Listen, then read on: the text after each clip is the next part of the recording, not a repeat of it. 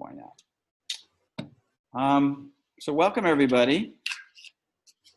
I'll just give you a quick background. We got lots to cover tonight. And so my name is Gene Binder. Jewish. Both my parents are Jewish, as far as I know. That goes all the way back to Abe. You never know in the Jewish world. There's lots of ways to become a Jew, but I'm pretty sure that my line goes all the way back. I don't know what tribe I'm from. My parents attended a conservative synagogue, conservative school. Ooh, I'm going to mute everybody, so hang on. Mute off. Hello. Okay, you're all muted. So if you want to say something, you'll have to unmute yourself. Went to a conservative shul till I was 10. They stopped going. And I realized, not till I became an adult, my parents just weren't into the Jewish faith. Very secular, very liberal. And I think they just wanted my brother and I to get a little bit of Jewish tradition in us. So I wasn't bar mitzvahed. Actually, and I'm not going to tell you the story about how I came to faith, but I came to faith in Jesus, Yeshua, his Hebrew name, in 1982. And it was shortly after that I began to really reconnect to my Jewish roots. And once I realized, I didn't know this, once I realized that Christianity started out as an all-Jewish movement and it drifted away at some point, I began to ask the question, why that happened, and when it happened, and is that a good thing or a bad thing? And that's been 38 years since I came to faith. So I've been at this a long time. The material that we're going to cover over the next 6 weeks is really deep. We're just going to scratch the surface in 6 weeks. So everything is going to be at a fairly surface level. I should say broad and general level. But there'll be a lot of ways I'll give you to dig deeper if you want to. You're still going to hear, I would suspect that most of you are going to hear a lot of things you've never heard. And so it'll feel deep in that regard. But this is a really deep and broad and complex subject. And we could go down all kinds of rabbit holes and get lost in it. But we're not going to do that. Let me see. The first 2 weeks, tonight and next week, we're going to look at the church history from the first century all the way until now, but particularly the first 400 years. And because that's when things really began to change for Christianity. And I'm gonna screen share in just a second, and I got a bunch of slides. You should be able to see the slide and see me. And if you're on a laptop, you should be able. It should be like a little divider right down the middle where you can kind of click on it and make the screen of me smaller and the slide bigger, or vice versa. And if you're savvy enough to know how to take a screenshot, that's your best way to capture these. I can tell you how to do it on a Mac, but I can't tell you how to do it on a PC. But so it's what, Shift Command 3 for a Mac. And if you don't have a Mac, I'm even not sure why you're in this class. I'm just kidding. Okay. What else do I want to say before we jump in? So let me, I think that's it. Let me just screen share here, and we'll get these slides up.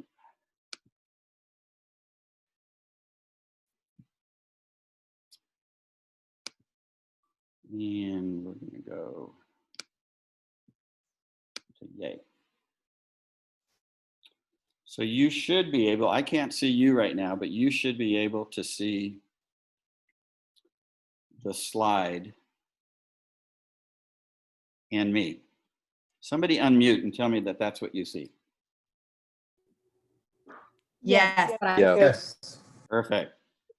Jean, I don't see you. This is Deb Anderson. I just see the slide. So what do is there? I can't help you on that. Okay, that's okay. I'll figure it out. Thanks. Deb, you've seen me a bunch of times. So. I'll figure it out. Thanks, Jean. Okay. So that's the title of the class, is Jewish Roots of Christianity, Do They Matter Today? And of course, the answer to that question is yes.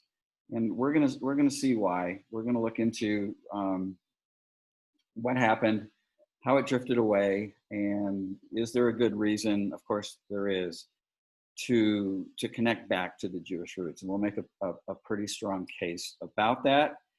A lot of people have different ideas about what that is. And so you're gonna hear my take on it. I appreciate all different opinions about it. I consider myself a Messianic Jew because I believe in the Messiah. I don't necessarily consider myself Messianic in the sense of a traditional Messianic congregation, although I connect with all kinds of Messianic congregations. I started Cornerstone Boulder in 1994, and it meets on Sunday. But we respect and observe both Jewish and Christian traditions.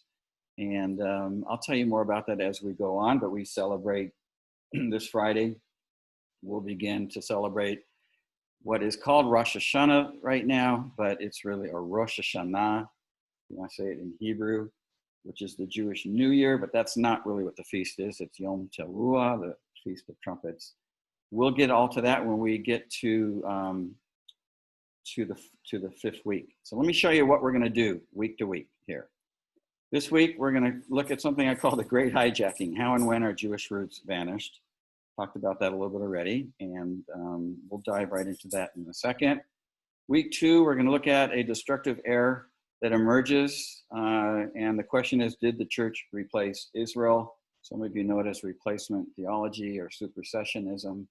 We're going to look into that. These first 2 weeks, there's going to be some parts of it you're going to say at first, because I get this everywhere I go, no matter where I teach this in the world, where it's like, really, this happened? I don't think so. But then, none of this is hidden. It's just that this isn't taught in seminaries. It's starting to be taught, this history, but it's not hidden. And we'll talk about why it's not taught in a little bit. But some of it's going to be painful, but we got to lay this foundation in order to move forward and talk about how to reconnect back to those Jewish roots. Week 3 is the one new man, talked about in Ephesians chapter 2. Are Jews and Gentiles the same or different? And I think that's important to look at in order to figure out how to connect back appropriately to the Jewish roots. Week 4, we're going to look at the Torah. Oh, look at that. I spelled abolished wrong. Abolished 2,000 years ago or still relevant today? And most of you can already presume what the answer to these questions are. The feasts, if you've never looked at the feasts before, I think this will blow your mind. Are they outdated observances or are they really hidden roadmaps? And if you have never looked at the feast as a hidden roadmap or as a secret roadmap to future events, then I think this will blow your mind. So here we go. Week 6. I'm going to leave that to be determined. We'll see how far we get in this content, and depending on questions, I may leave that to having a short teaching and lots of time for Q&A, because this stuff raises a lot of questions. I said in the promo that it's good to have a copy of my book, Connecting the Dots. It's not required. Some of the content we're going to cover is found in that book or in my book. And so it's good to have as a reference, but you don't have to get it. But if you haven't got it and you want to get it, just just email me and let me know. We'll figure out how to get it to you quickly. Okay, so I just want to talk about this. About maybe 15 years ago, I made a huge shift in how I thought about the Bible and history. And I love theology. Maybe you all do too. I love to discuss theology, but I didn't find theology to be very helpful in really understanding God's story that well, because theology is just our attempt to systematize the Bible, and God didn't really write it that way. And so it's why you have so many different opinions about a theological foundation for different kinds of beliefs. The deity of Christ, once saved, always saved, can you fall away? All this different stuff are all ways that we systematize the Bible into a theology. But about 15 years ago, I began to see the Bible and all of history as a story. And so I want to start there as a narrative. And I want to ask you a question. Everyone loves a good story, but have you ever wondered why? And here's some that are on the screen. Maybe your favorite is there, but think about your favorite story. What is it about your favorite story that you like the most? And if you're fairly typical, I'm being polite, unless you're kind of fairly dark-minded and you like really dark themes that don't end with happy endings, most of the stories that we like kind of follow this kind of a pattern, right? They start with, you begin to bond to the main characters. That's the goal of everyone that writes a story, or it's a song, or it's a play. You want to connect to the main characters because something's going to happen to them, and you're going to start biting your nails, right?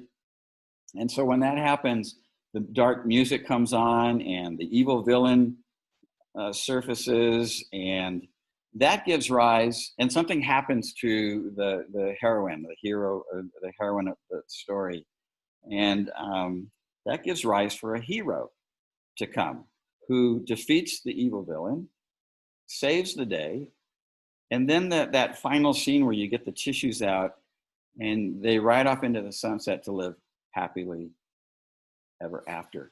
We get these stories. You know, the time in history changes, the location changes, the characters change, but the pattern doesn't change.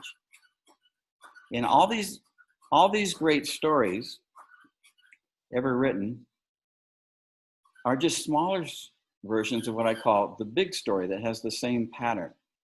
And these men and women who write these stories write them this way because the big story, the story that God wrote, is in their DNA. We're all made in the image of God. And whether somebody believes in God or they don't believe in God, they keep writing themes like this over and over again since the beginning of time.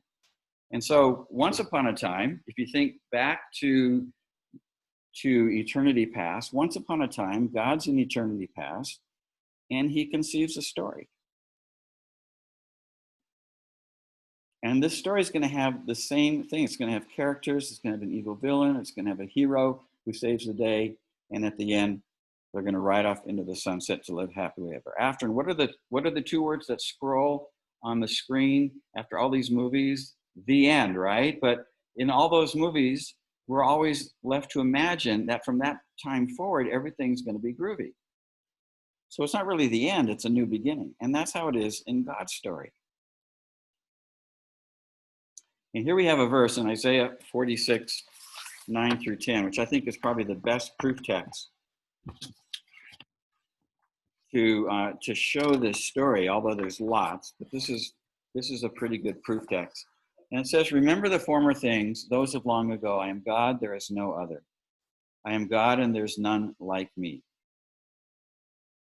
In other words, I think what he's starting to say is, I'm the one that wrote this story, right? And I make known the end from the beginning. Now, let's just stop there. Normally, you would say, I make known the beginning to the end, right? But in this case, God says, I make known the end. In other words, at the beginning, from the beginning of the story, I'm going to let you know how it ends. I don't know about you, but when I read novels, I like to cheat. I like to go to the end of the book. In fact, before I buy it, I look at the end of the book, and if I like the way it ends, I'll read it. Now, I know that sounds weird, but that's what God is doing. He's letting us know how this story is going to end at the beginning. I make known the end from the beginning, from ancient times, what is still to come. And I say, and listen to this, my purpose will stand. I will do all that I please. In other words, I wrote this story, not you. From the east, I summon a bird of prey. From a far off land, a man to fulfill my purposes. In other words, if I need to call in a bird to push my story down the road, then I'll use a bird. If I need to use a man, I'll use a man. Everything that happens in life, including our stories, is there to push the story down the road to its conclusion. And here's how God ends this. What I have said, that I will bring about. What I have planned, that I will do. I don't think you can find this any clearer. And so what happens when you start looking at the Bible and all of history as a story? Well, let me show you something. Just a little quick video, which starts out at the epicenter. This starts out on the Temple Mount in Jerusalem and shoots upward. So here we go.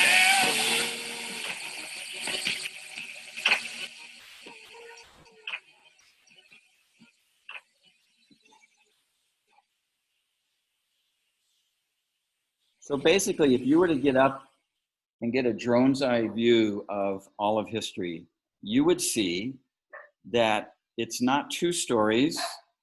It's not a Jewish story that ends in the book of Malachi, and then a Christian story that starts at the book of Matthew.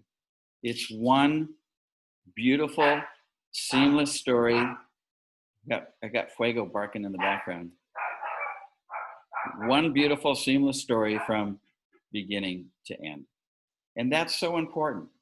And this looking at it at one story and not two stories, or looking at it as two stories and not one story, like there was a Jewish story, it ended, now we're in a Christian story, leads to some of the answer of what happened. Hi, Fuego. Of what happened that we lost our Jewish connection. Okay, so let's talk about the history of the church. I'm just going to get out here for a second. And there you all are. You're all there. Are you all awake? Just let me know you're alive. Okay, perfect. All right, I'm going to go back. So, history of the church. You probably know this, but maybe you don't. But Christianity started out as an all-Jewish movement. It was all Jews. Jesus was Jewish. All his disciples were Jewish. Every one of them, including Luke, by the way. And they're all Jews. And they stayed Jews for the first decade. And hold on one second. I just want to get my notes over here. And you've been told two fallacies, which I want to correct right out of the gate, okay? There's a lot of things that kind of got lost in translation or lost in history. But these two are really important. Two church history fallacies. Number one, the Jews predominantly rejected Jesus as the promised Messiah. And I hear it all the time, how the Jews rejected Jesus. And that is just really not true. There were thousands of, you just think about Acts chapter 2 at Pentecost, where 3,000 Jewish pilgrims in town for the Feast of Shavuot. It's in your Bibles as Pentecost, but it's the Feast of Weeks. 3,000 Jews come to faith. By Acts chapter 5, it's 5,000. Now, it goes down once Jesus is crucified. And you only have 120 that are in that upper room. But there are thousands, and it becomes hundreds of thousands. The only people who really rejected Jesus as the Messiah, well, not the only people, but the main people who rejected Jesus as the Messiah were the Jewish leaders. They were threatened by him. And but the common Jew followed him like crazy, even after he died. And we'll talk more about that. But this, you got to get this out of your mind, that the Jews rejected Jesus. Not so. As we get into the history a little bit here, in a few more slides, you'll see how that's not true, and how some of that history doesn't make it into our Christian history books. All right. Number 2, the Torah ended with Jesus, and Paul reinforced this teaching. Not true at all. And I'm not going to say anything more, but when we get to the Torah, I think that's the 3rd week, we'll look at that. Something changed, that's for sure, but it didn't end. And Paul did not reinforce this in his teaching. We'll look at some of the passages where it looks like he's saying that, but you're going to find out, and you'll see really clearly that he's really not saying that at all. In fact, Paul remained a Torah-observant Jew his entire life. Okay.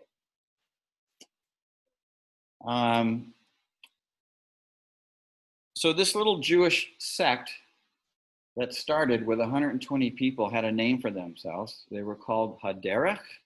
In Hebrew, Haderach translates the way. And there it is in Acts chapter 9, verse 1 through 2. It could be from Isaiah 40, verse 3, where it's prophesying about someone, a voice calling in the wilderness, prepare the way for the Lord. It could be where Jesus says, I am the way, the truth, and the life. We don't really know. There's no way for us to know how they choose that name, but that was their name. They were Jews. They were not trying to start a new religion. They didn't want to start a new religion. They were considered a Jewish sect, just like the Pharisees was a sect, and the Essenes was a sect, and the Sadducees was a sect. The Way was just one of many Jewish sects in Israel at the time. And they were never thinking that this would become something different than Judaism. Here's a couple quotes that I have here. When the early ministry of Jesus was finished, there remained as the fruits of his teaching a number of Jews who were convinced that he was their expected Messiah. Between these Jewish believers distributed among the towns and villages of Israel, little or no connection first existed. Their life remained unaltered. They worshiped in the synagogues with their fellow Jews and were distinguished only by their adherence to the Galilean wonder, meaning Jesus. All right, and then then we're going to go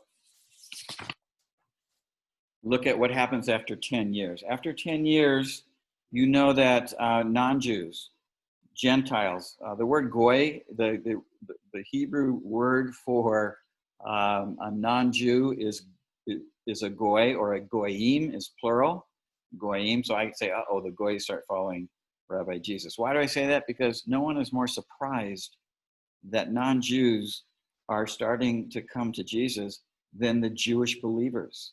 I mean, it was a serious shock. And we find the story in Acts chapter 10, where Peter is staying, he's in Yaffo, which you know as Joppa in your Bibles, Yaffo, which is right around Tel Aviv area. And he's at Simon the Tanner's house, and he's up on the roof. It's about mid-morning. He's praying, and he starts to get hungry, and so he's waiting for his kosher meal to be prepared. And then he sees this. He falls in some kind of a trance. He sees like a large sheet coming down, and on it, it's got 4 corners and all kind of unclean animals on it. Things that a Jew is not supposed to eat. And a voice tells him, get up, Peter, kill and eat. Now, it's the voice of the Lord, right? And can you imagine Peter saying to God, surely not, Lord. I've never eaten anything impure and unclean. I'm not going to start now, even if you say it, right? And the voice spoke to him a second time, do not call anything impure that God has made clean. This vision happens 3 times in all. And then it's taken back to heaven, and Peter doesn't know what it is, but there's a knock at the door right away. And there are these 2 men who are there who have come to take him up north to Caesarea or Caesarea, where the centurion Cornelius is waiting for him. And so here's the story. He walks into the room and he says, "You are well aware that it is against our law for a Jew to associate with or visit a Gentile." Now, let's just stop there. Feel free to unmute if you can give me a passage anywhere in the Bible where it's against the law for a Jew to associate or visit a Gentile. Anyone?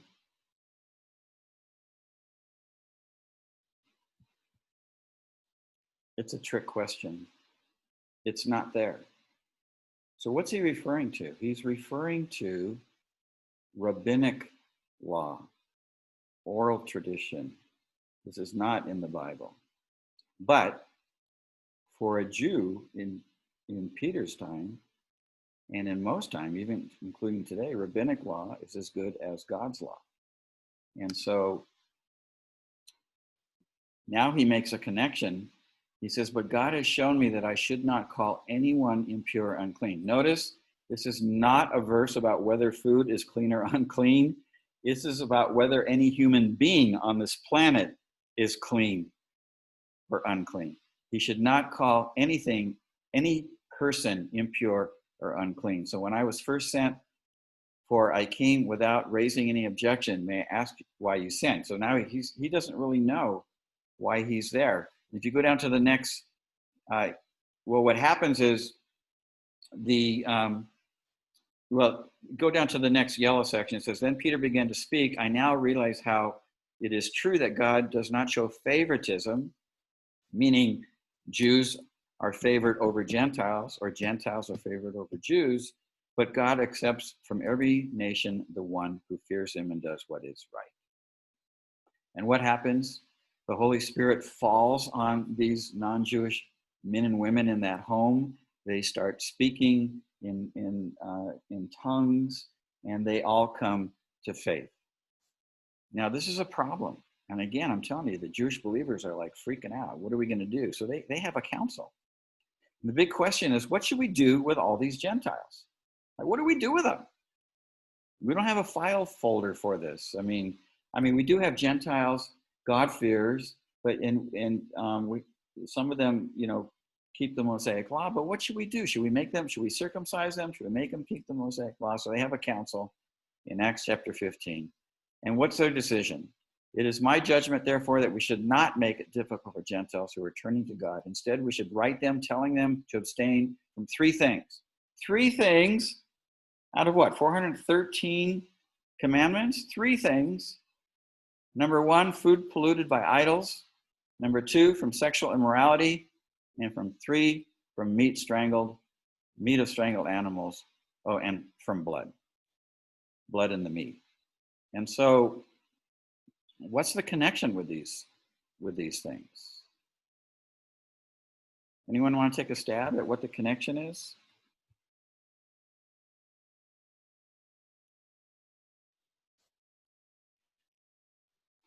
Let me suggest, and I've never seen anybody write about this, but these are all things that these pagans would experience in their temple worship.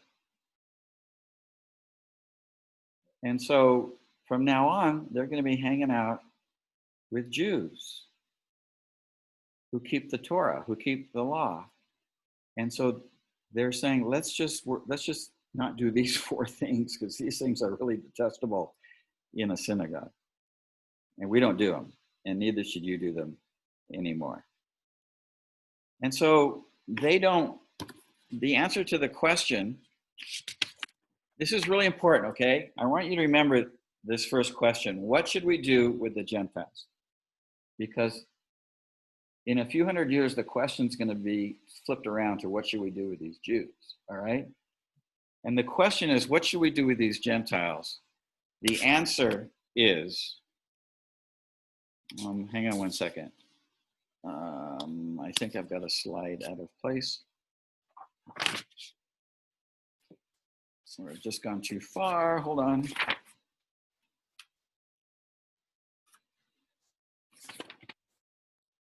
Well, let's see where this goes. Well, the answer is, I don't know what happened to my slide. These might have got mixed up. The answer is, let's not make them become Jews. That was the answer. Some of the people in Acts chapter 15 thought that they needed to keep the law of Moses and be circumcised, and this is really important, in order to be saved. That's what it says. And we're going to look at that statement a little bit later when we look at the Torah. But the answer is no, they're not. That's not how you get saved, and we're not going to make them become Jews. All right. So from this point on,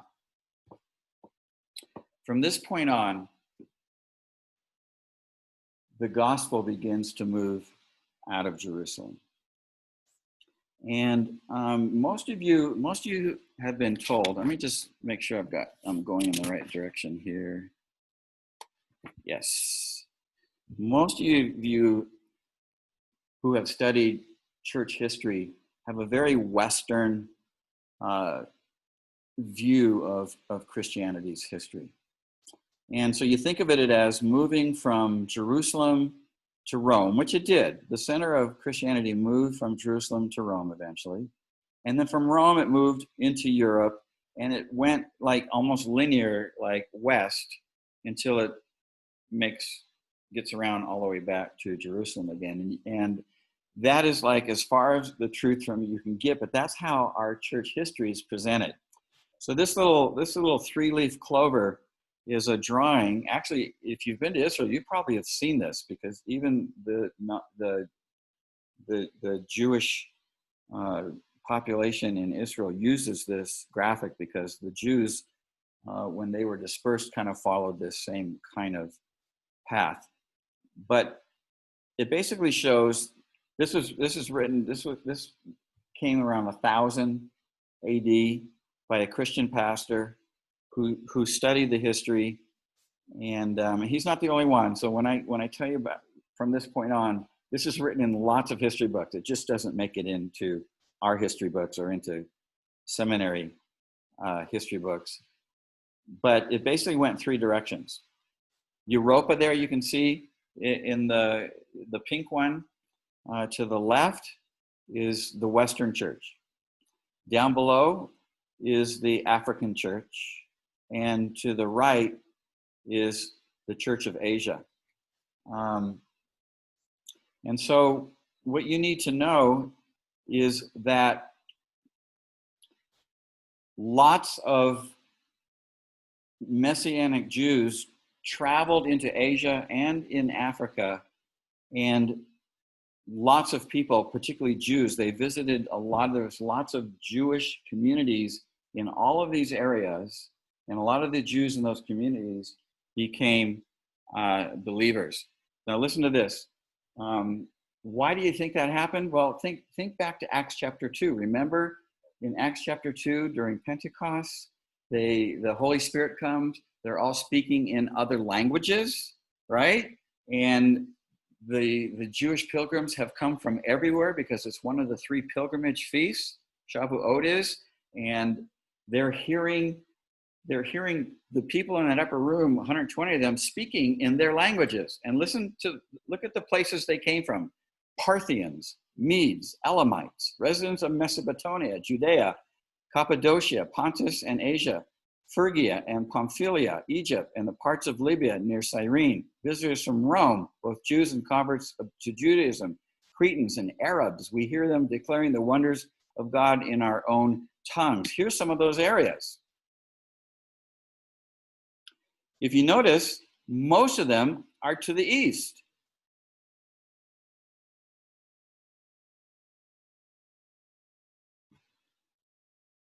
And that's where Christianity grew the most in its early years, and not just in its early years, for several hundred years later. Look at this quote. This is from a book called The Jewish Roots of Christianity. He stole my title. While Western Christianity developed a strongly negative attitude towards Jewish Christians, in other words, Jewish believers, Messianic Jews, and Christianity's Jewish roots, this was not the only response of Christians worldwide. There were other believers outside the Roman Empire that kept closer to the Jewish roots of the faith. These include the churches of ancient Iraq and Iran, Arabia, and Ethiopia. Here's another quote. Christianity originated in the Near East, and during those first few centuries, it had its greatest centers, its prestigious churches and monasteries in Syria, Palestine, which is Israel, and Mesopotamia. These are all to the east, in the Near East. And let's see, one more here.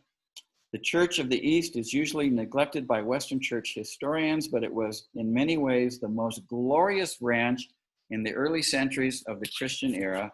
In spite of incredible obstacles and persecution, it spread the gospel as far as China, Indonesia, and Magnolia. And listen to this, by 800 AD, there were more Christians east of Israel than west of it. And a lot of these areas were Semitic people. A lot of them were Jews, and they related more to the Christianity that connected to its Jewish roots. And so they observed feasts, and they observed the Sabbath, and they understood the text in their Jewish context. Unfortunately, by around 1000 AD, they're all wiped out by the Muslims. And so that branch disappears. And now we're kind of well, let me tell you about the African branch. So remember when Jesus is born and Herod is going to kill the kids, where do they take Jesus? Into Egypt, right? And they take him to Alexandria, which has a huge Jewish population. And so after the disciples and the apostles begin to spread out, they go into Egypt and Alexandria. And we end up eventually with the Coptic church, and further down into that, which is in Egypt, and further down into Africa, into Ethiopia, and what is now Sudan, parts of Cush, where Moses' wife comes from. They're connecting to the Jewish roots as well. And to some degree, they still are. The Coptic church is very user-friendly with understanding the Hebrew scriptures and the feast and things like that. But I bet some of you never even heard the Coptic church before. Maybe you saw them in the headlines in the last 10 years because for about a decade, people have been blowing up their churches while they are meeting. But that's the history of the East. It's a deep dive if you want to get into it. I'm going to send you an article by tomorrow, and it's one chapter out of the Jewish roots of Christianity, and it'll give you more on that group of people. But let's look at what happens to the West, okay? So this is actually a lecture by a historian who was talking about how the Greek and Roman culture influenced Christianity so much. So she said earliest converts to Christianity supposedly tended to be women, slaves, and the poor. I've heard that little statistic as well, although we know that there were some elite people that did come to faith. It says by the 2nd century CE, elites began to convert. Elites received an education which included a heavy dose of Greek philosophy, mostly in Stoicism. Elites within the early Christian community became leaders. New Christian philosophers brought Greek ideas into Christian texts rather than Jewish interpretations. And so we start having a pretty big shift of thinking in Christianity that's influenced heavily by Greek and Roman mythology and philosophy. And it affects things like, for instance, well, let's just talk about Constantine for a second. Constantine came to faith in the 4th century. Supposedly he saw a vision of Christ, and he comes to faith, and he puts on every soldier's shirt shield, either a picture of the cross or these two letters. And we begin to have kind of a militaristic view of Christianity. Here's something out of the 6th century. This is Jesus, and he's wearing a soldier's shield, or I'm blank on the name. And it's now that we're going to go conquer lands, and of course we start mixing government and politics into Christianity, and we are beginning to get the Greek and Roman mythology views and philosophical views, particularly of things like the underworld. Most of what we believe today, what I should say Christianity believes today about heaven and hell, come more out of Greek thinking than they do out of Jewish thinking. I'm not going to open that door, but that's just the fact. And so another thing happens, and that is, and we're going to look at this next week, that is almost by the end of the 1st century, there becomes a very anti-Jewish kind of posture from the non-Jewish leaders that are now taking charge of Christianity. And a new question begins to arise. And the question is this: what should we do with these Jews? Because they believe that God has rejected them because they rejected Jesus. And we'll look really deep into this next week. So I'm just going to scratch the surface a little bit here. But when we get to the 4th century and we get to Constantine, he takes it up several notches, and we have the Nicene Council.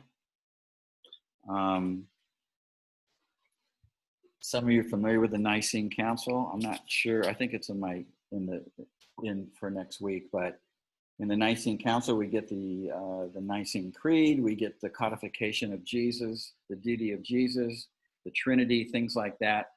But what you don't know is that at this council, no Jewish leaders were invited.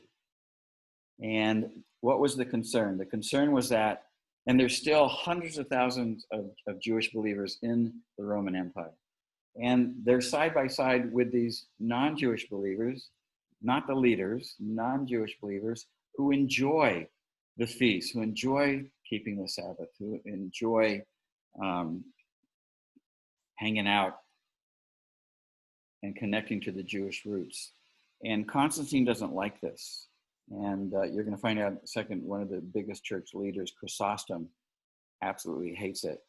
And so they make some decisions. You know, most of you know, you've read the Apostles' Creed, and you've seen what came out of the Nicene Council. What you don't know is that in that same document, rules were made against Jews, keeping Jews, whether you're a Jewish believer or just a regular Jew, doing Jewish things, particularly celebrating things like Passover. So here's a quote. It was, in the first place, declared improper to follow the custom of the Jews in celebration of this holy festival, Easter.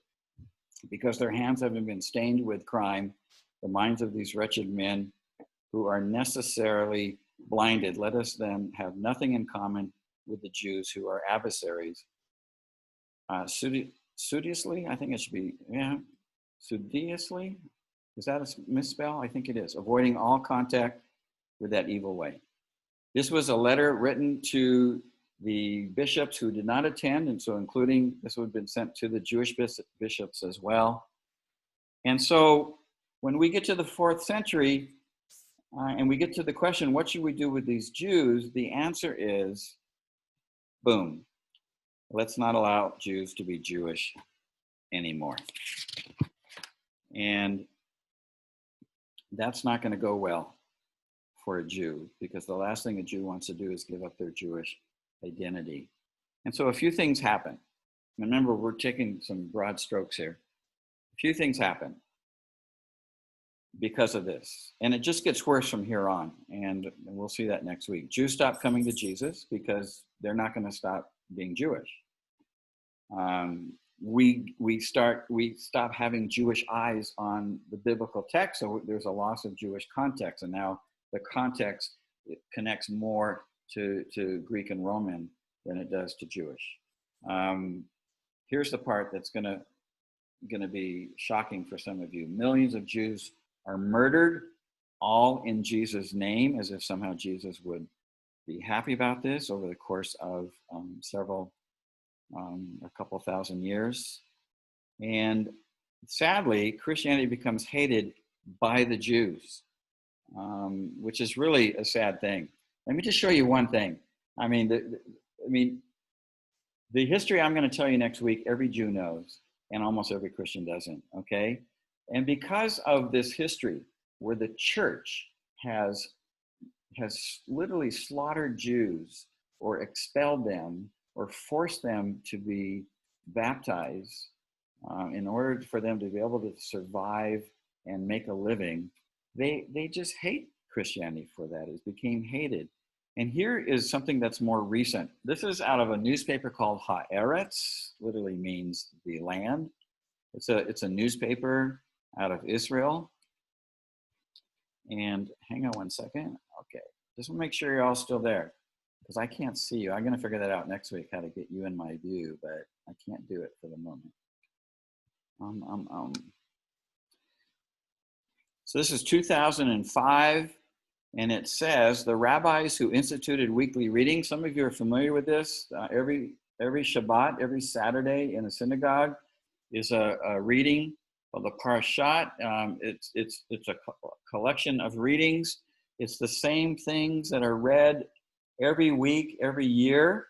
Not the same reading every week, but the cycle of reading. It's the same year after year. Remember when Jesus walks into the synagogue and he unrolls the scroll of Isaiah and he says, "The Spirit of the Lord is upon me." He didn't choose that. That was the reading for the week, okay? But once this history gets going, and this happens somewhere around the Middle Ages, it says the rabbis who instituted weekly readings from the prophets as part of the Sabbath liturgy excluded all the biblical verses on which Christians base their principles of faith in the New Testament. That would include things like Isaiah 7:14, that the Lord himself will give us a sign, the virgin will give birth and they'll call him Emmanuel. Isaiah 53, Zechariah 12 and 14. None of these are read in the synagogue anymore. And why? It's not because the Jews are mean.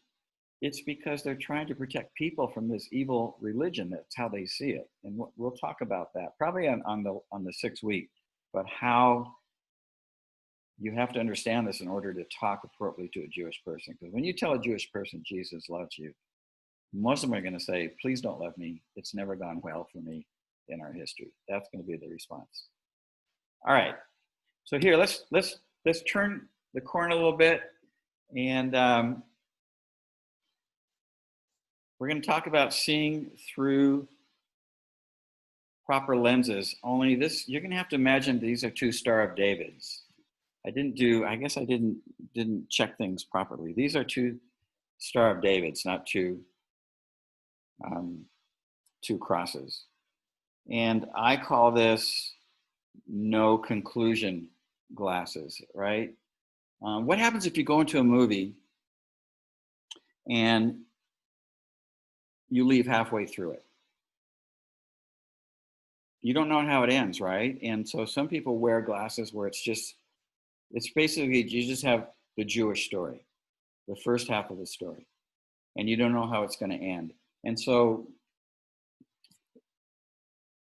you live without that knowledge of how the story is going to conclude, okay? Some people just wear the Christian glasses, right? And I call these no context. What happens if you go into a movie and you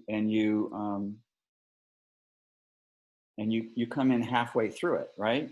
You don't know what's going on, and you're nudging the person next to you, and you're saying, "Where are we? We're lost." And that's where a lot of us are at in Christianity, is that we don't have the Jewish context, and so we just make things up, or we get interpretations, applications out of scriptures that don't connect back to its context.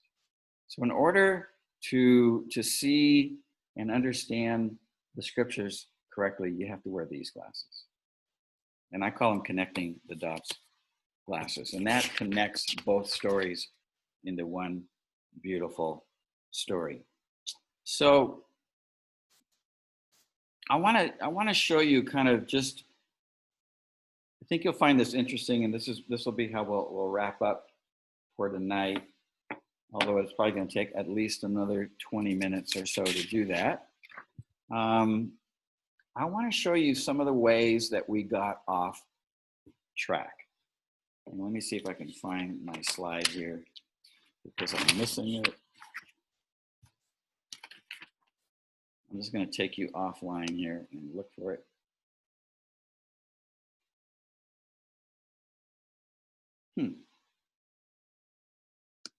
There it is. Okay. What about these words? Sunday, December 25th, and Easter. What day of the week do most of us meet for church? Sunday. Have you ever thought about that? Sunday. Did you know all the days of our week are named after gods? Saturday is Saturn, and that all changed when we moved away from a lunar calendar to a more Gregorian calendar, and Constantine put these days. He was a worshiper of the sun god. He never really changed from that. And Sunday is a big day for us to meet. In Israel, Sunday is called the first day of the week. That's when Jesus rose. In Israel, when you count days, there's no names for the days. Well, there's names, but they're just numbers. Like the first day is Yom Rishon. And it literally means day one. And then the second day is Yom Sheni, day two, until you get to the Sabbath, and that name is Shabbat. There's no day. It's not day 7. It's just Shabbat. But we shifted, and so we, here in our country and most of the world, we have these days. Although in Mexico, Saturday is Sábado, and I'm guessing that it has to relate to the Sabbath. But Sunday, so I'm just trying to show you how the Greek and Roman world influenced things. How about December 25th? What's that day? It's the birth of Christ, right? We celebrate Christmas on that day. But December 25th is a very important day in the Greek and Roman world because it's the birthday of Mithras, the sun god. Now, almost nobody today believes that Jesus was born on December 25th. He was most likely born sometime in early fall. And that's a whole nother subject. But Constantine named it on this day.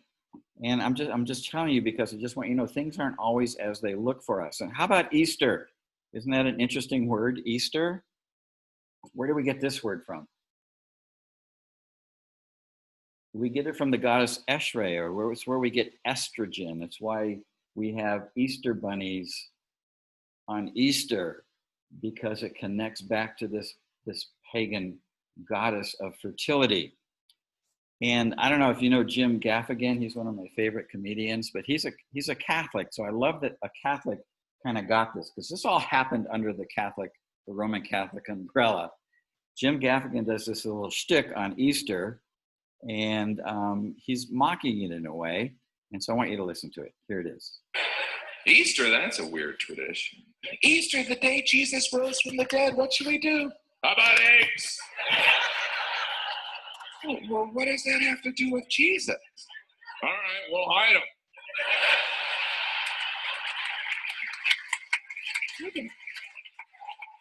You don't follow your logic.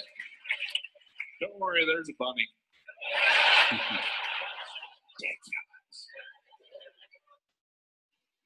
All right, how about this picture? What is this? The Last Supper. It's just an interesting name already. I mean, in a way, it was the Last Supper with his disciples, but it's Passover. This may seem really naive, but when I came to faith, I had no idea that Jesus was Jewish. And I had no idea that all his disciples were Jewish. And then when you looked at this picture, that they were actually celebrating a Passover Seder. But it's all wrong. I mean, a Jew looks at this and they'll never, ever guess it was Passover. What's wrong with it? Just take some close look at it and see what's wrong. Like, number one, isn't that bread all over the table? I mean, isn't this a holiday where you're supposed to not eat leavened bread? And of course, they're all European looking. They're not look Middle Eastern at all. And then if you look over at the left, and I guess that's Mary Magdalene there, and one of the disciples is flirting with her. What is this? It's just a horrible, horrible picture of one of the most significant Jewish festivals. Let me correct myself. Festivals of the Lord, because there are festivals as well that you could paint. Look at this picture. Oh, and by the way, they're not reclining. It's just wrong. This is by a Polish artist, Bohdan Piasecki. He's allowed me to use this picture. He wanted to reclaim it. You know what's the main thing that's missing here? Family. I mean, this is the one feast. You do this feast so that you can tell your children, and they can tell their children and their children. There's no kids in this thing. And so he wanted to paint it where you can see kids. And you can see women, the wives. And they look like Jews, and they're wearing Jewish garb, and they're not sitting in chairs, and they're eating unleavened bread. It's beautiful. Let's look at this. This is an Orthodox Jew, and he's wearing what you call a talit katan. A talit katan is like a t-shirt under that white shirt. And that t-shirt is cut on each side so that it creates 4 corners. Each corner is called a kanaf. Kanaf is the Hebrew word for wings. And then you tie these tassels to it, 4, one on each corner, because of this verse in Numbers 15:38. Speak to the Israelites and say to them, throughout the generations to come, you are to make tassels on the corners, on the kanaf, on the wings of your garments, with a blue cord on each tassel. Now, you're probably going to say that doesn't look like there's blue in there, and it's probably not, because that ink, that dye came from a special snail that you used to find in the Jordan, and it's vanished. It's making its comeback now, and so instead of kind of violating some Jewish tradition, they just make them white. But the idea of this is for that men wear this, is to say, I am sold out for God. I follow God. And you do it publicly. And there's a risk involved, right? I mean, for a Jew to wear those in public, it's risky. It's been risky. We'll talk about that next week. Okay, so what I want you to see is 3 verses in the New Testament where this is mentioned. The first one, you know all these, right? The first one is there's Jesus is in this one area, and people are bringing their sick because they've heard about how he can heal their diseases, and they beg him to let the sick just touch the edge of his cloak, and all who touched were healed. Okay, and then the second one is the woman who had the issue of bleeding, right? I think it's 12 years she's bleeding. She hasn't been able to become healed. She sees Jesus. She comes up behind him. She touches the edge of his cloak, and immediately her bleeding stops.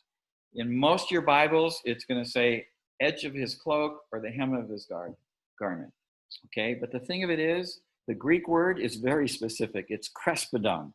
Crespidon. It literally means tassels. It doesn't mean the edge or the hem of his garment. It means tassels.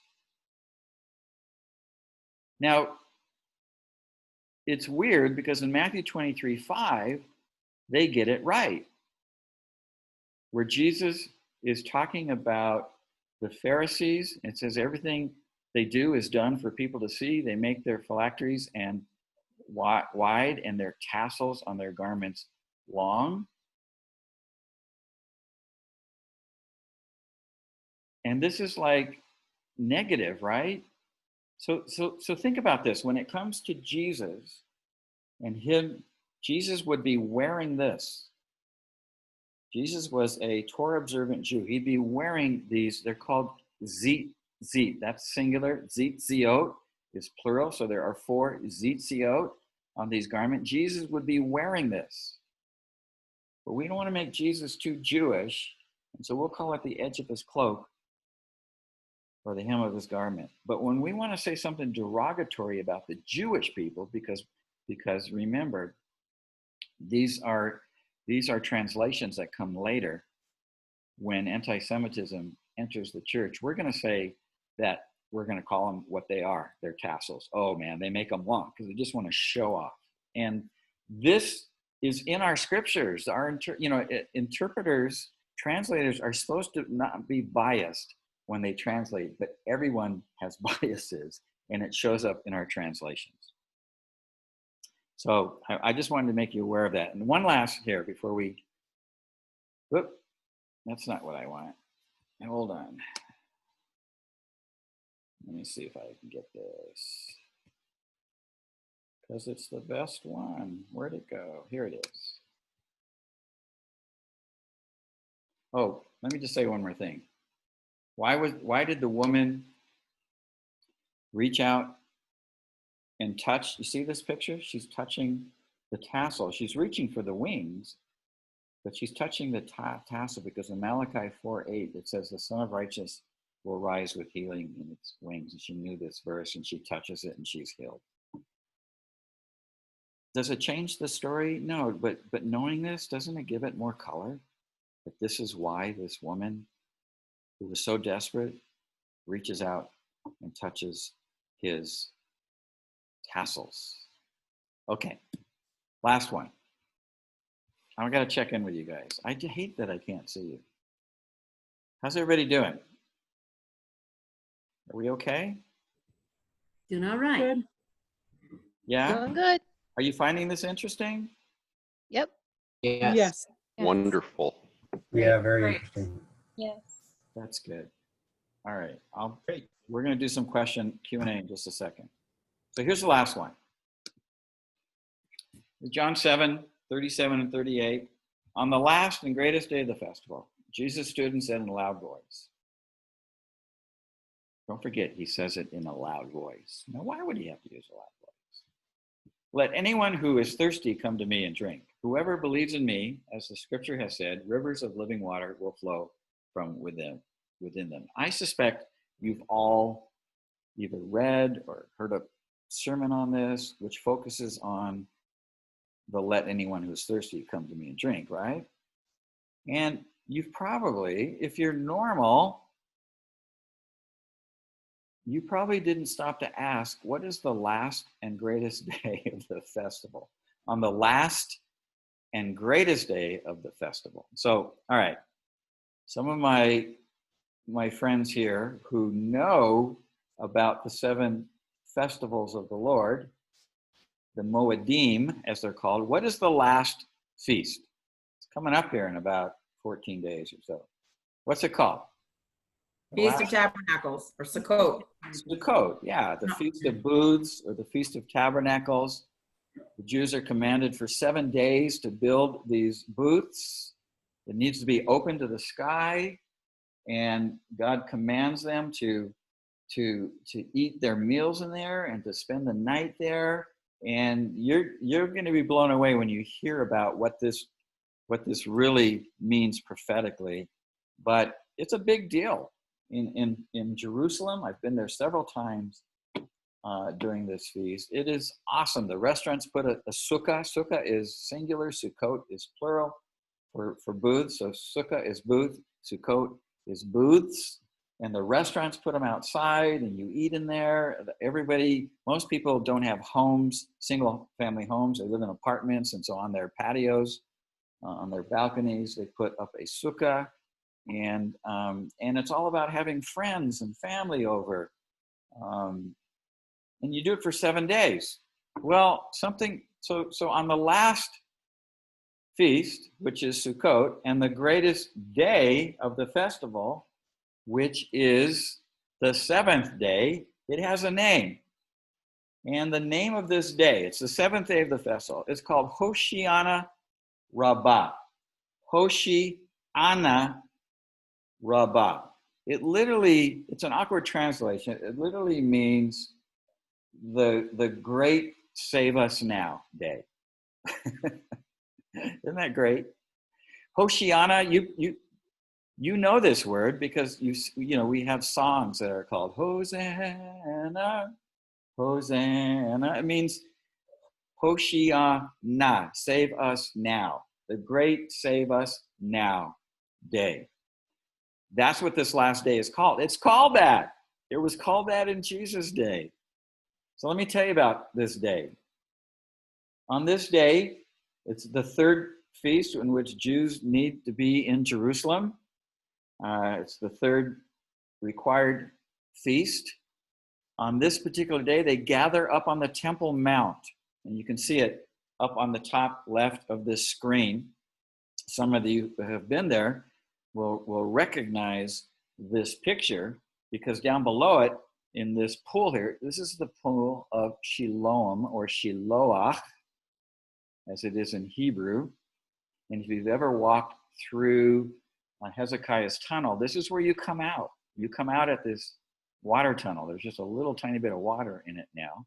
But they would start up on the Temple Mount, and the priest would take a pitcher and he would walk down to the temple. And you can just picture if you've been there, it's not that long of a walk. And all the Jewish pilgrims would follow him. They'd be blowing shofars, and they're crying out, Hoshiana Rabbah, Hoshiana Rabbah, save us now, Lord, right? The priest would bend down like you see in this picture. He'd get a pitcher of water. They'd walk back up. They'd be crying out again. Remember, this is loud and raucous and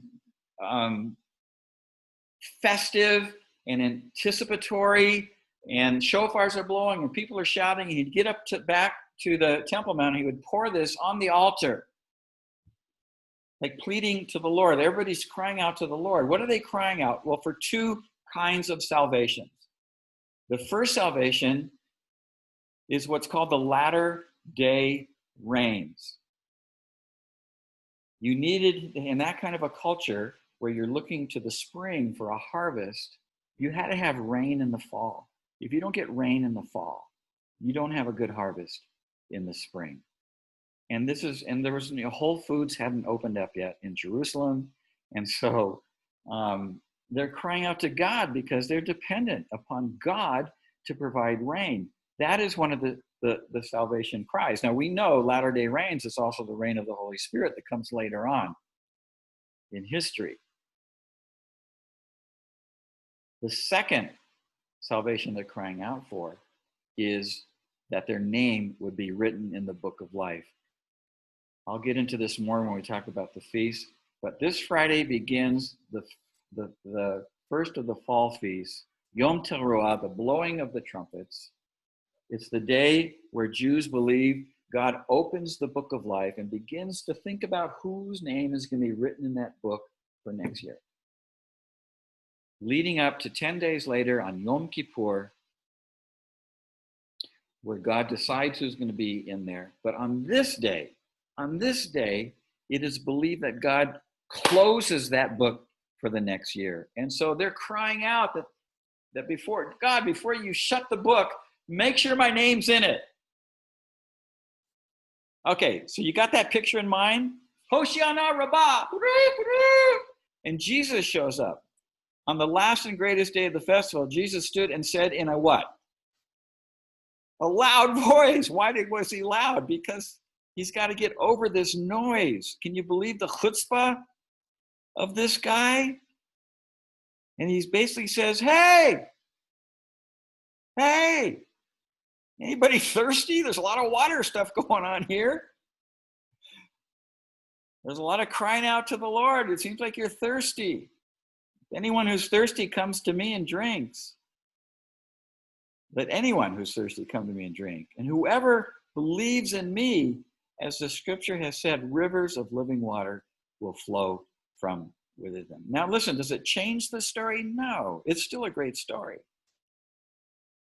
But don't you get shivers knowing the context of this? Isn't this just fill this into living color?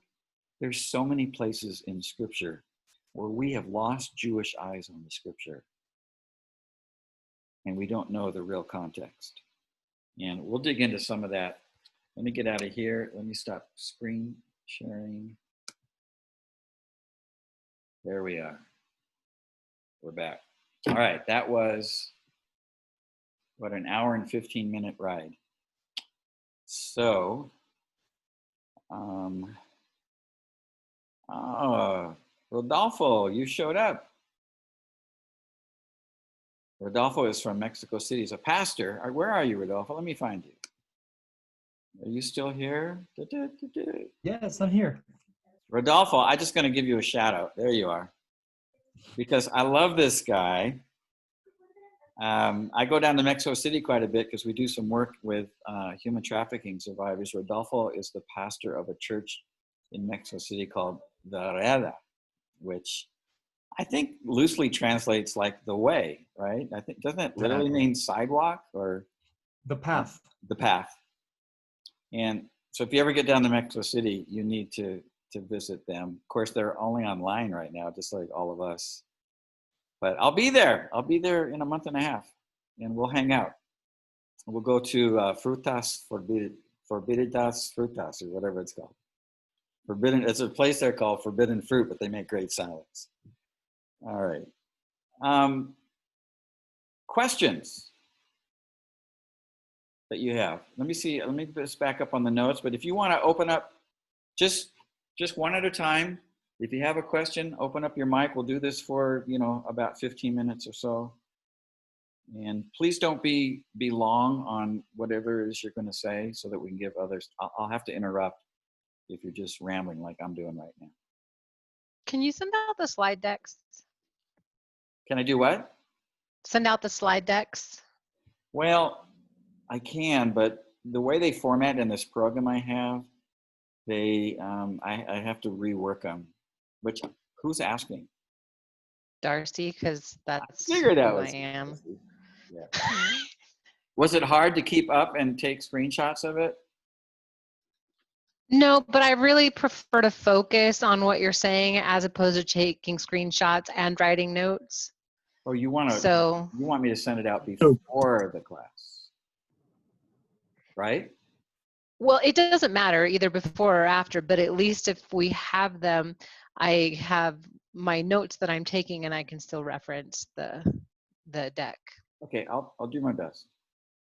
I have nothing else to do, but I'll try, Darcy.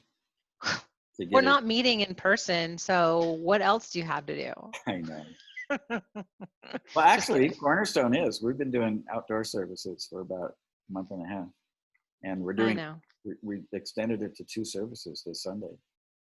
So, and it's all social distance. So, all right, questions. I have sunburn issues, so that's why I haven't been. Okay. Questions about this talk, or any, really anything related.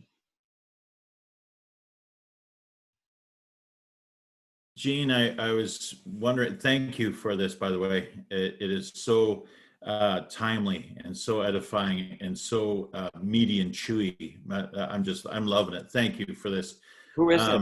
Say your name when you come on, so we know who. I'm Rory. I'm Dana's husband. Oh, hi, Rory. I know who you are. I just couldn't find you. Yeah. My question is,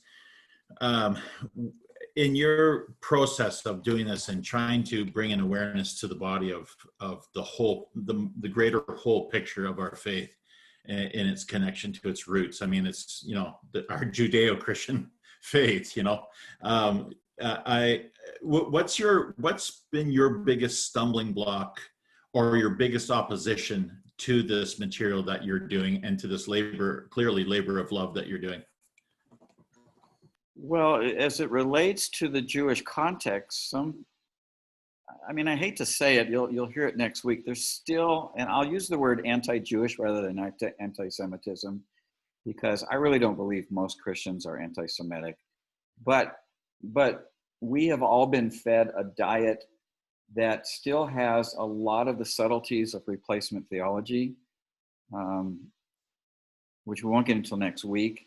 And that leaves us with a lot of people, when they hear something Jewish, oh wait, no, the Jews rejected Jesus. I mean, the Torah is such a heavy burden. Why would we connect anything to that? And so it's like there's this resistance. It's almost like, I know I'm going to get into trouble on this. It's almost like the race issue here in our country, that it's hard for people to just say, look at, maybe us white folks benefited on the backs of black people. It's really hard to say, oh, I'm not racist. I didn't put my knee on the neck of anybody. You know, I didn't shoot anybody. And it's that way when you talk about this. It's the same thing.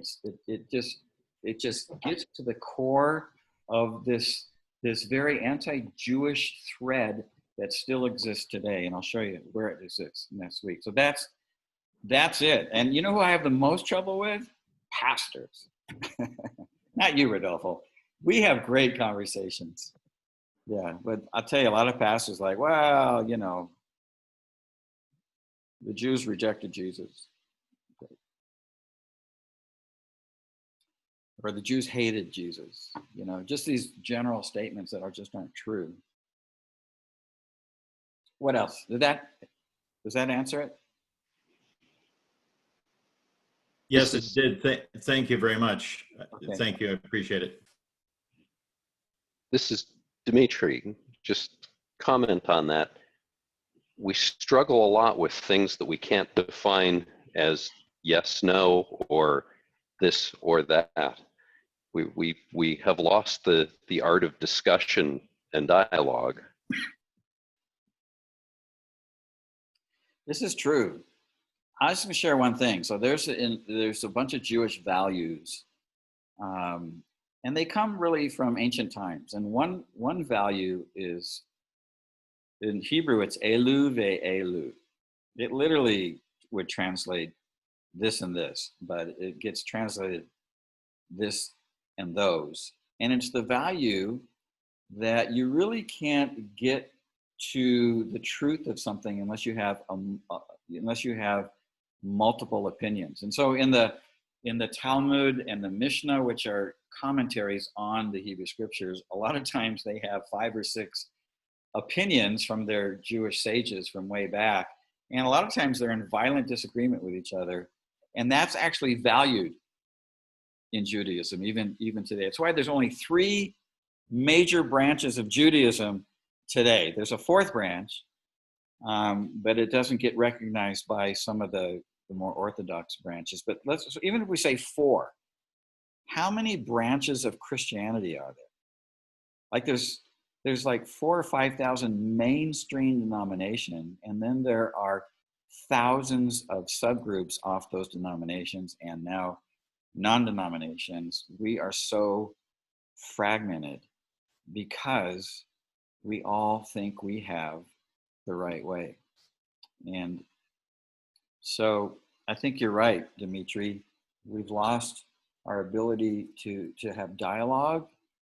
You're going to see that. Like I actually, you won't see it, but I'll tell you, it's a mess. When you start looking at the church that went to the East, it's a mess because they had so many different ideas. I mean, you got Gnosticism and Marcionism and the Ebionites, who were probably the Jews in Acts chapter 15 who were called the circumcision, who wanted the Gentiles to become circumcised and follow the law.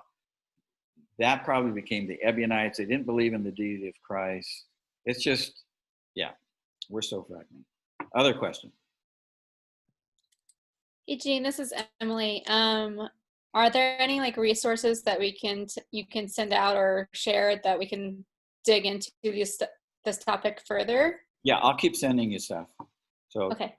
As long as you're on my email list, if you snuck in here, who was it who got in here? Just make sure you send me your email so I can get you.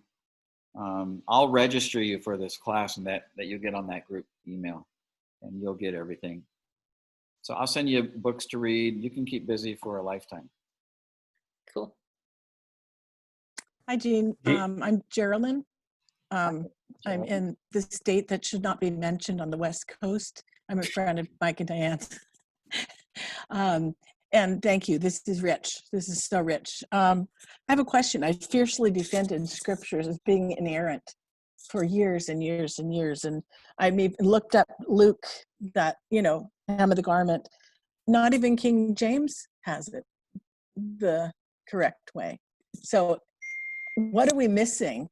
There's what are we missing by the versions that we have now? It's just, I'll tell you, I always look at the original languages, particularly the Hebrew, and I'm absolutely amazed, astonished sometimes at the word that is used, that's chosen, because if they chose what it really means, it would go against their theological belief.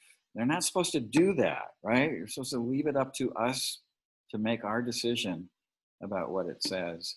So it's tough, Geraldine, because you're not going to go learn Hebrew and Greek. And although there are tools out there today where you can at least see, you know what the best tool out there right now is? The Blue Letter Bible online. That's what I use. That's what I just looked it up on, and it's fantastic. And I do love looking up the original language. Yeah. It's so much richer. What you can't do is when you go to the tools and at the very top, you see the actual Hebrew text. You can't read that because everything that they give you as far as the Strong's word is not the right. It's grammatically, it's just the root of the word. It's not the actual word that's there. So sometimes the word is nuanced in a way. Like for instance, the word Yeshua. Who knows what the word Yeshua is? What is it? Jehovah? No. Jesus? It's Jesus' name, right? But Jesus is just, it became Jesus, and then we get Jesus into English. Salvation. It means God saves. It means Salvation. Yahshua, God saves. And the neat thing is that this word shows up all through the Hebrew scriptures. Like it says in the Psalms, the Lord has become my salvation. The word for salvation is Yeshua T, because T gives you the my part on it. But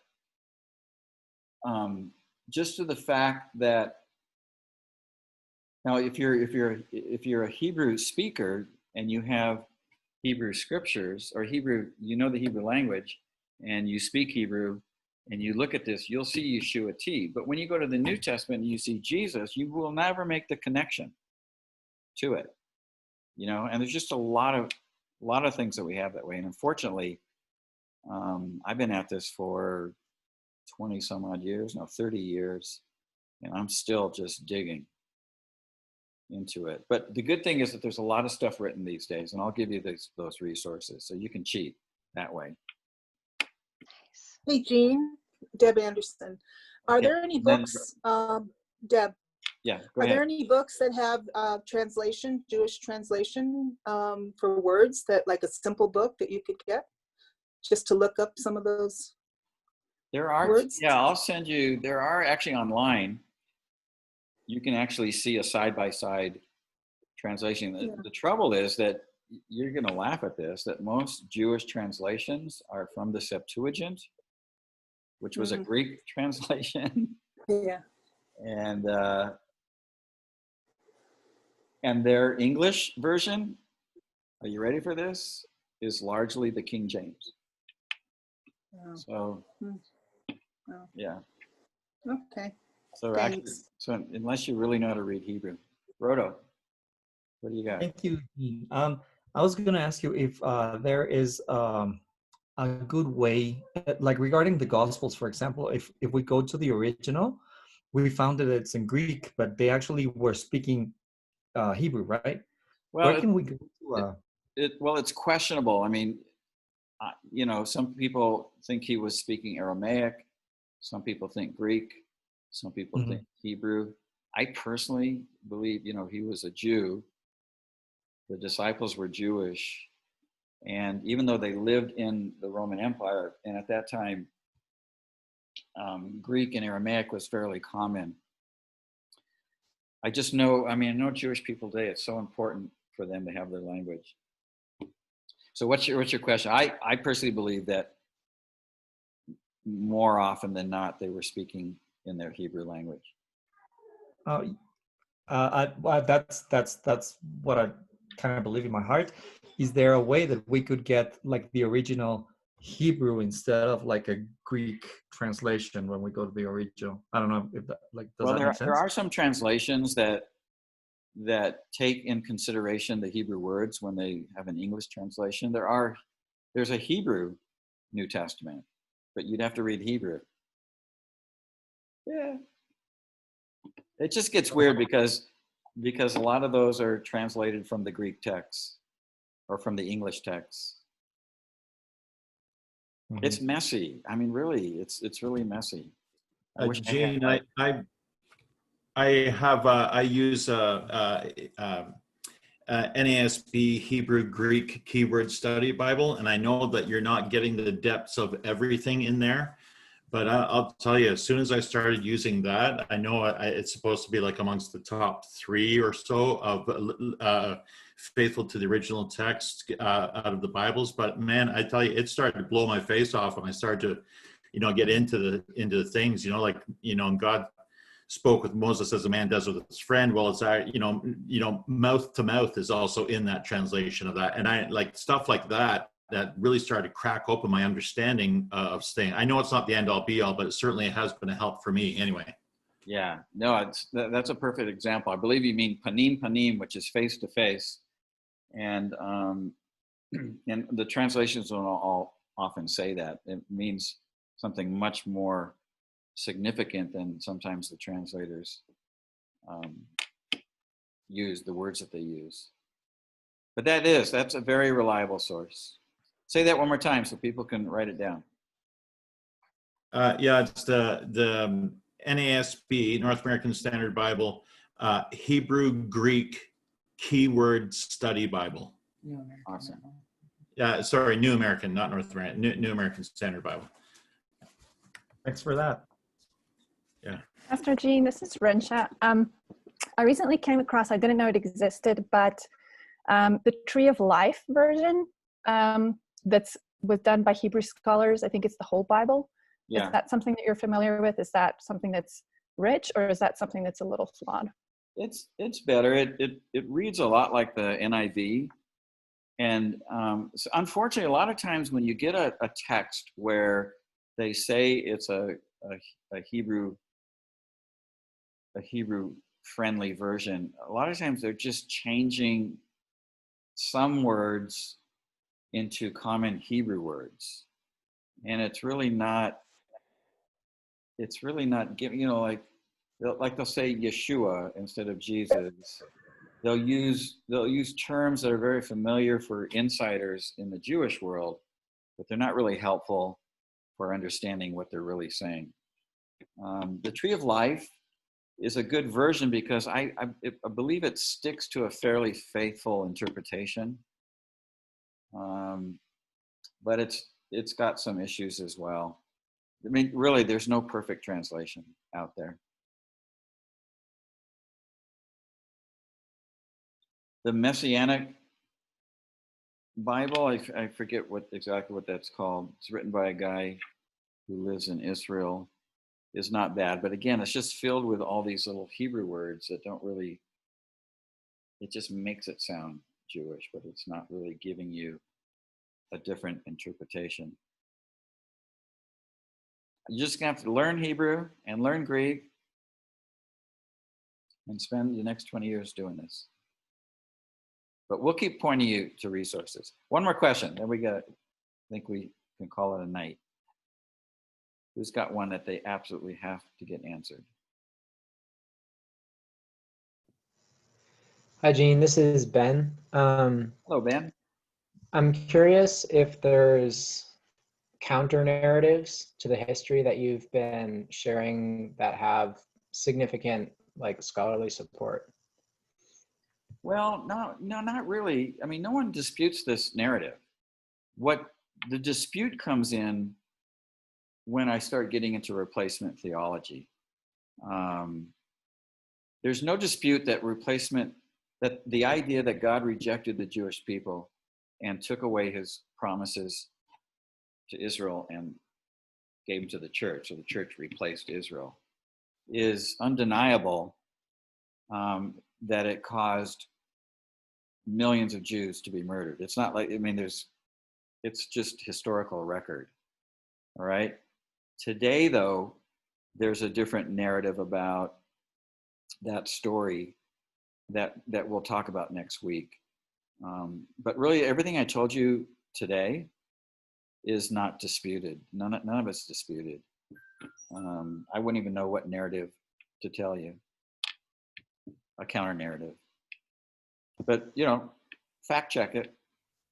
You should always do that, especially when Rodolfo speaks. You should always check him to make sure that what he says is biblical and historically accurate. I encourage you to do that. So please don't follow me. Dig for yourself. But I appreciate the question too.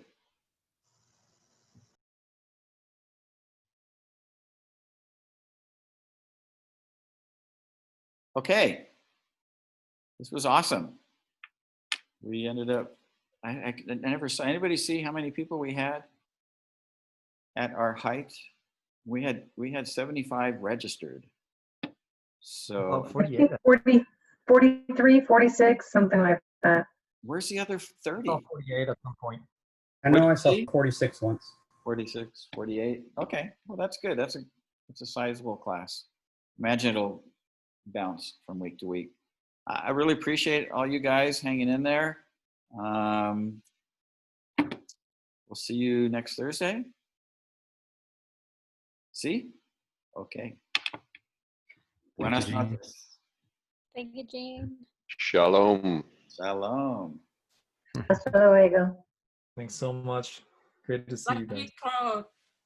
Thanks, Gene. Thanks, Gene. Bye. Thank you. Bevakasha, as they say in Hebrew. Bevakasha. Bevakasha. Lucky throat, Gene. Lucky throats. Thank you. See you next week. Bye-bye. Thanks, Jane. Bye-bye. You're welcome.